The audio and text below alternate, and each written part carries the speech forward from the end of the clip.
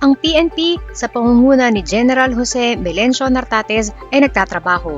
Binahagi ng Philippine National Police ang tagumpay matapos bumaba ng 12.86% ang naitalang insidente ng krimen sa bansa noong Nobyembre. Ayon sa PNP, ang pagbaba na ito ay dulot ng mas pinatatag na pakikipagtulungan sa pagitan ng pulisya at ng mga komunidad. Iniulat ni Police Lieutenant General Jose Melencio Nartates Jr., ang acting chief ng PNP, na bumaba sa 2,615 na kaso ang mga index crimes noong Nobyembre mula 3,001 na kaso noong Oktubre. Kabilang sa mga nagpababa rito ay ang kaso ng rape na bumaba ng 35.27%, physical injury na bumaba ng 17.24% at murder na bumaba ng 14.18%. Sinabi ni General Nartates na ang pagbaba ay resulta ng kanilang enhanced managing police operations na tumututok sa beat patrols, mabilis na pagresponde at operasyong batay sa datos. Pinuri niya ang lahat ng pulisya sa kanilang sakripisyo at sinabing mahalaga rin ang papel ng mga force multipliers tulad ng barangay tanod sa pagpigil ng krimen. Tiniyak ng general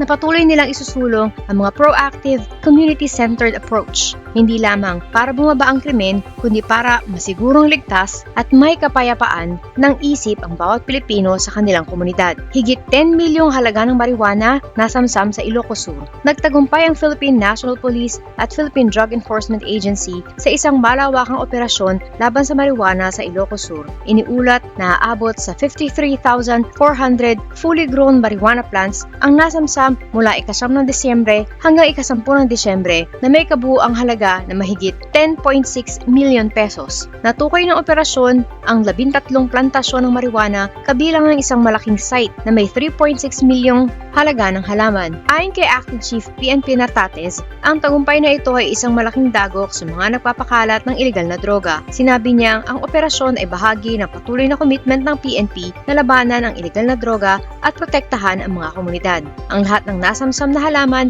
ay agad na sinunog sa mismong lugar matapos itong inventaryohin at dokumentuhin. Tiniyak ni General Nartates na patuloy silang magsusumikap kasama ang mga katuwang na ahensya upang tuparin ang adhikain ni Pangulong Ferdinand Marcos Jr. para sa isang payapa at drug-free na Pilipinas. 7.35 milyong marijuana nasabat sa checkpoint sa Benguet, driver arestado. Milyon-milyong pisong halaga ng marijuana ang nasabat ng pulisya matapos magkaroon ng engkwentro sa isang checkpoint operation sa Benguet. Iniulat na noong gabi ng ika-11 ng Disyembre hanggang madaling araw ng ika-12 ng Disyembre, isang itim na pickup truck ang bigong sumunod at tumakas sa isinasagawang checkpoint ng Kibungan Police. Dahil dito, agad itong hinabol ng mga otoridad. Matapos maabutan, natuklasan sa loob ng sasakyan ang 61 tubular packs ng pinatuyong dahon ng marijuana na may tinatayang timbang na 61,250 na gramo. Ang halaga nito ay aabot sa 7,350,000 pesos ayon sa standard drug price. Agad na inaresto ang driver ng sasakyan, isang 30 taong gulang na residente ng Benguet. Pinuri ni PNP Acting Chief Nartates